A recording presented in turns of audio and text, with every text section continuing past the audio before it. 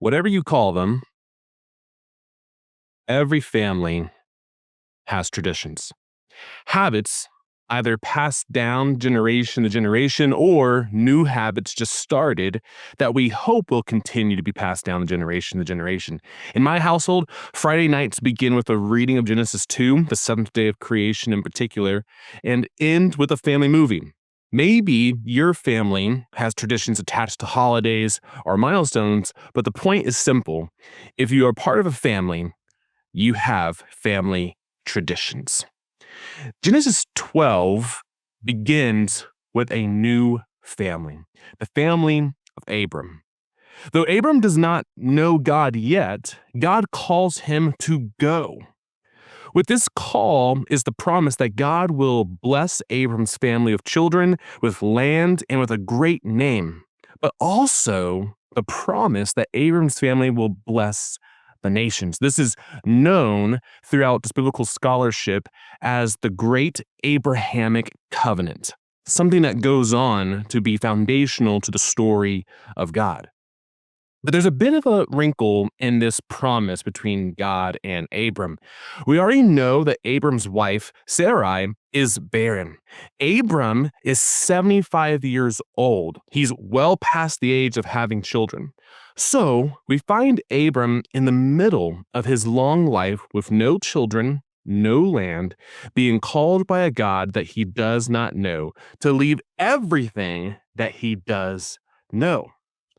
There are other moments similar to this in Genesis, where people were met with a choice. Adam and Eve had a choice of eating or not eating the fruit from the tree of knowledge, or trust God. Cain had a choice to master sin or let it master him. Noah had the choice to build the ark or to be unfaithful.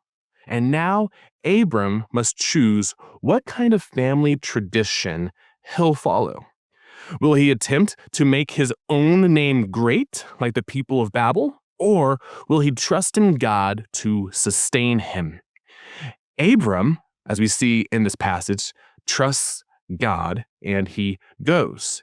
And by doing so, he becomes a part of a new family, the family of God. In this new beginning for Abram and Sarai, we notice that God's family has two big traditions.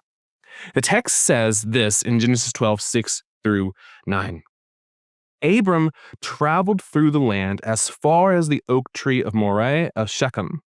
At that time, the Canaanites were in the land. The Lord appeared to Abraham and said, "To your descendants I will give this land." Abram built an altar there to the Lord who had appeared to him. Then he moved from there to the hill country east of Bethel and pitched his tent, with Bethel on the west and Ai on the east. There he built an altar to the Lord and worshipped the Lord. Abram continually journeyed by stages down to the Negev. What we see are two habits that Abram takes upon himself. God's family traditions are to wait and to go. In chapter 12 alone, Abram and his family journey hundreds of miles. They go trusting in God, but also notice how often they stop and they wait. They travel to a new land, they make an altar, and then worship the Lord there. They go to be a blessing while worshiping the God who is their blessing. If you're part of the church, you are also part of God's family, a family that still lives by these traditions, waiting and going. And so as we walk in God's family and walk as new creations, may we do similarly as Abram. He doesn't always get it right. Just read the rest of the chapter and you'll notice this. But the moments that whenever he does get it right is because he goes and he worships. Where might the Lord be calling you to go? It very well could be hundreds of miles away like Abram had to do it.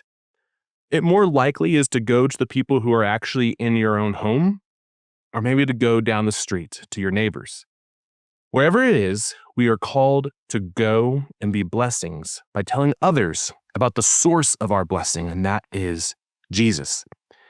But as we go, may we wait and worship, remembering that not even death can stop God's promises and love towards his people.